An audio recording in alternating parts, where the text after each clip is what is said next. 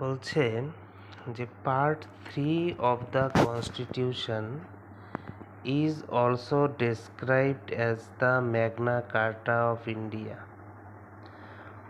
অর্থাৎ সংবিধানের তৃতীয় অংশ পার্ট 3 কে ভারতের ম্যাগনা কার্টা বলা হয়। তো সংবিধানের যে পার্ট 3 বা তৃতীয় অংশ, এটাকে ভারতের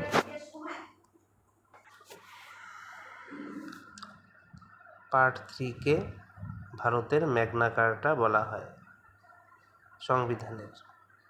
আচ্ছা, ম্যাগনা কার্টা ছিল ইংল্যান্ডের একটি ঐতিহাসিক দলিল।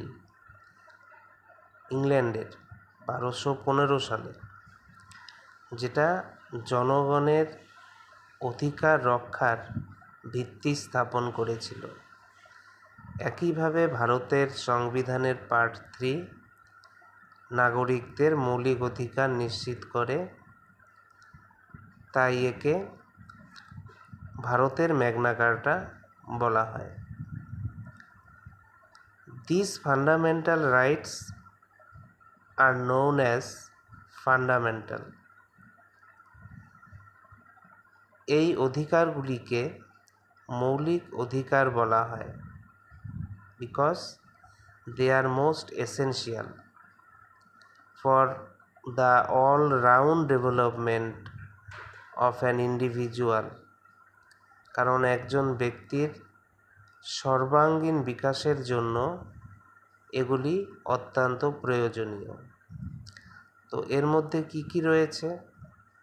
যেমন ম্যাটেরিয়াল ডেভেলপমেন্ট, বস্তুগত বা অর্থনৈতিক উন্নয়ন; ইন্টেলেকচুয়াল ডেভেলপমেন্ট, বুদ্ধিবৃত্তিক উন্নয়ন; মোরাল ডেভেলপমেন্ট, নৈতিক উন্নয়ন; স্পিরিচুয়াল ডেভেলপমেন্ট, আধ্যাত্মিক উন্নয়ন। Also, these rights are protected by the fundamental law of the land, the Indian Constitution।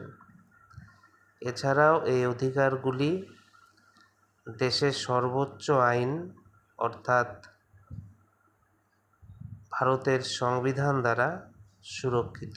এই অধিকারগুলি ভারতের সংবিধান দ্বারা সুরক্ষিত। তাহলে পার্ট 3-তে কত থেকে কত আর্টিকেলস আছে? 12 থেকে 35 আর্টিকেলস আছে। পার্ট 3-কে কি বলা হয়? ম্যাগনা কার্টা অফ ইন্ডিয়া বলা হয়। ফান্ডামেন্টাল রাইটস ব্যক্তির সর্বাঙ্গীন বিকাশ নিশ্চিত করে। এগুলো ভারতের সংবিধান দ্বারা সুরক্ষিত, তাই এগুলো সাধারণ আইনের চেয়ে বেশি শক্তিশালী।